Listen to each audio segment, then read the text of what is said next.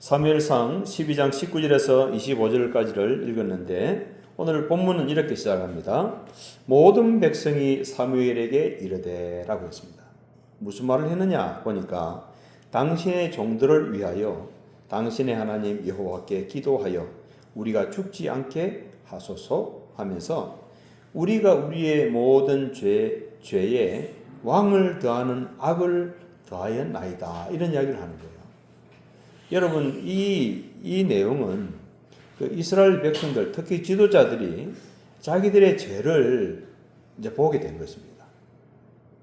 그 전에는 전혀 이게 죄인 줄 생각하지도 못했는데 이제 이것이 죄락하는 것을 자기들이 알게 된 것이죠. 그래서 하는 이야기가 우리가 죽지 않게 하소서 하나님 앞에 기도해서 우리가 죽지 않게 하소서 제발 살려달라는 거죠. 그죠? 그러면서 우리가 우리의 모든 죄에 대해서도 언급을 했고 그 다음에 왕을 구하는 악을 더하였나이다 이런 이야기를 합니다. 그전에는 왕을 구하는 것이 이렇게 큰 악인 줄 몰랐어요. 그런데 이제 알게 된 것입니다. 일반 이방인들이 보면 자기들 왕을 세워가지고 막 나라를 힘있게 하고 막 이렇게 백성을 다스리고 하는 게 좋아 보이는데 그게 악이라 하는 것을 그전에 몰랐다는 것입니다. 그러니까 사무엘이 하는 말입니다. 20절에 사무엘이 백성에게 이르되 두려워하지 말라라는 얘기예요. 두려워하지 말라. 너희가 과연 이 모든 악을 행하였으나 여호와를 따르는 데에서 돌아서지 말고 오직 너희의 마음을 다하여 여호와를 섬기라라고 했습니다. 어떻게 보면 왕이 있고 없고의 문제보다도 진짜 본질적인 문제가 뭐냐면 마음을 다하여 하나님을 섬기는가의 문제라는 것입니다. 오늘날도 마찬가지겠죠. 오늘날도 대한민국의 정치 상황이나 경제 상황이나 또 세계적인 정치 상황이나 경제 상황이 여러 가지 문제들이 있을 수 있습니다. 근데 그럼에도 불구하고 우리가 마음을 다하여 하나님을 섬기느냐 이게 이제 문제라는 거예요. 그렇죠? 마음을 다하여 여호와를 섬기라. 돌아서서 유익하기도 못하며 구원하지도 못하는 헛된 것을 따르지 말라. 우상을 만들거나 거기에 절을 하거나 그것을 섬기지 말라는 것입니다. 그러면서 그들은 헛되니라 라고 했어요. 우상을 섬기는 것은 헛되다는 것입니다. 여러분 우상을 섬기는 것이 헛되다는 말은 우상을 섬기면 어떤 기적도 일어나지 않는다는 그런 말이 아닙니다. 우상을 섬김에도 불구하고 많은 기적들이 나타나기도 합니다. 불치병이 낫기도 하고 어려웠던 사람이 갑자기 경제의 문이 열려서 돈을 많이 버는 경우도 있고 높은 자리에 올라가는 경우도 있고 있습니다. 그렇죠? 문제는 그 뒤가 문제라는 거예요.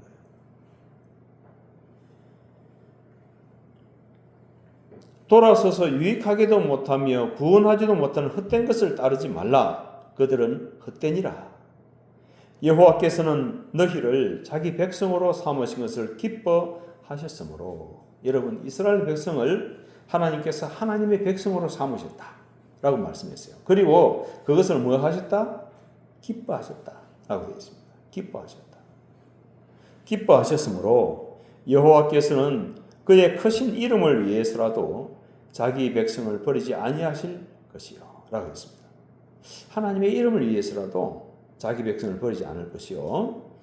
나는 너희를 위하여 기도하기를 쉬는 죄를 여호와 앞에 결단코 범하지 아니하고 했습니다. 사무엘 선지자는 하나님 앞에서 기도하기를 쉬어버리는 것에 대해서 죄다라는 표현을 썼습니다. 기도하기를 쉬는 죄라고 했어요. 그럼 반대로 이야기하면 하나님 앞에 기도하는 것은 죄가 아니라 의가 된다는 말도 되죠. 아멘. 하나님 오늘도 하나님 나를 인도해 주세요. 이것은 죄가 아니라 의입니다. 옳은 거예요. 그렇죠? 될 대로 되라. 전쟁이나 나버리라. 이런 사람들도 있잖아요. 간혹 힘들면. 그죠? 그게 뭐예요? 그 죄입니다. 어떨 때는 죄인 줄도 모르고 죄를 짓는 거예요. 그렇죠? 그런데 사무엘 선지자는 나는 기도하기를 쉬는 죄를 여호와 앞에 결단코 범하지 아니하고 선하고 의로운 길을 너희에게 가르칠 것인즉 했습니다. 지금까지도 사무엘 선지자는 그렇게 해왔지만 앞으로도 그렇게 하겠다는 것입니다. 그렇죠? 나는 너희를 위하여 기도하기를 쉬는 죄를 여호와 앞에 결단코 범하지 아니하고 선하고 의로운 길을 너희에게 가르칠 것인즉 했어요. 지금까지도 그렇게 해왔지만 앞으로도 그렇게 하겠다는 것입니다. 너희는 여호와께서 너희를 위하여 행하신 그 큰 일을 생각하여 오직 그를 경외하며 너희의 마음을 다하여 진실이 섬기라 라고 했습니다. 너희는 여호와께서 너희를 위하여 행하신 그 큰 일을 생각하여 라고 했어요. 여러분, 하나님께서 우리에게 어떤 일을 행하셨는가 하는 것을 생각하는 것은 우리의 믿음에 굉장히 중요한 요소입니다. 아멘. 우리가 예수를 믿는 것도 예수를 믿는데 어떻게 믿습니까 했을 때 예수님께서 나의 죄와 허물을 위해서 십자가 지시고 피 흘려 죽으신 것을 믿습니다. 또요, 그분이 나를 어렵다 하시기 위해서 사흘 만에 부활하신 거 믿습니다. 이 크게 두 가지거든요. 그죠? 물론 다른 것들도 있습니다만은 구원의 진리에 있어서, 구원의 복음에 있어서는 그렇다는 것입니다. 예수님께서 당신의 죄를 위해서 대신 십자가에서 피 흘려 주실 것이 맞습니까? 예. 그럼 당신은 당신의 모든 죄에 대한 사함을 받으셨습니까? 이렇게 물었을 때 하나님께서 이미 다 이뤘다고 하신 것입니다. 아멘. 그리고 회개하고 복음을 받아들였습니다. 그러면 죄사함 받은 거지요. 그렇죠? 그리고 예수께서 부활하심으로 당신은 어렵다 하신 것을 믿습니까? 그분이 부활하심으로 당신의 의를, 예수님의 의를 당신에게 선물로 준 것을 믿습니까? 했을 때 예, 믿습니다 하게 되면 예수님의 의를 소유한 거죠. 이것은 나의 어떤 내가 이렇게 행하고 저하고 아무 상관없는 것입니다. 뭐냐 하니까 하나님의 선물이기 때문에 그렇습니다. 이것이 너희에게서 난 것이 아니요 하나님의 선물이라.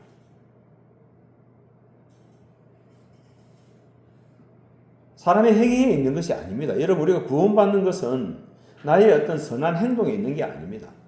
내가 빠지지 않고 주의를 지키고 10의 1조를 내고 천 열매를 내고 거기에 있는 것이 아닙니다. 구원은 100% 하나님의 선물입니다.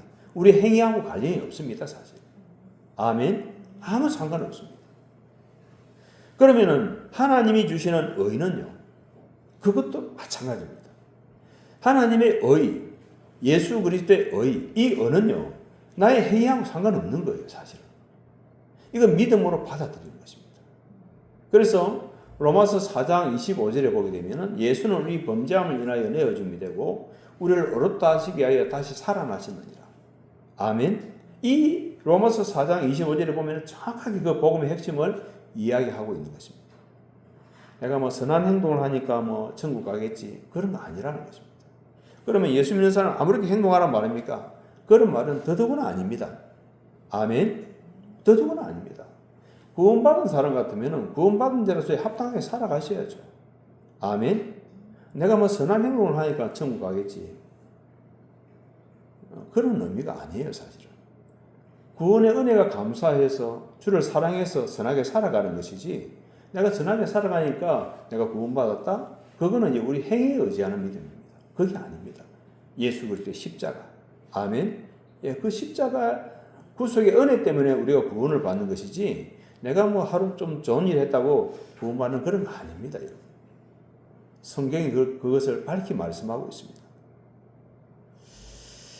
자, 너희는 여호와께서 너희를 위하여 행하신 그 큰 일을 생각하여 오직 그를 경외하며 너희의 마음을 다하여 진실이 섬기라 라고 했습니다. 생각하고 섬기고. 아멘. 하나님을 생각하고 또 마음을 다하여 진실이 하나님을 섬기고. 그것은 우리 행동으로 나타나겠죠. 만일 너희가 여전히 악을 행하면 너희와 너희 왕이 다 멸망하리라. 이러면 악을 행한다는 얘기는 하나님께서 하나님의 백성을 위하여 행하신 일을 기억하지 않는 것입니다. 그렇죠? 오늘날도 마찬가지죠. 우리가 예수 그리스도께서 우리를 위해서 십자가에서 피 흘려 주신 것을 기억하지 않고 우리를 어렵다 하시기 위해서 살아나신 것을 기억하지 않으면 내 뜻대로 살 거 아닙니까? 그러나 그것을 기억하게 되어지면 어때요? 내가 구원받은 하나님의 자녀인데 내가 말 한마디를 해도 행동 하나를 해도 하나님 보실 때 좋았더라 하는 걸 해야 되지 않겠느냐. 구원받으려고 이게 하는 게 아니라 구원받은 자이기 때문에 그렇게 해야 되지 않느냐는 거예요. 아멘. 놀랍게도 여러분 십계명만 하더라도 이스라엘 백성을 출애굽시킨 이후에 시내산 밑에 갔을 때 하나님께서 오순절에 그 말씀을 직접 주셨던 것입니다. 구원받은 자들에게 주신 거예요.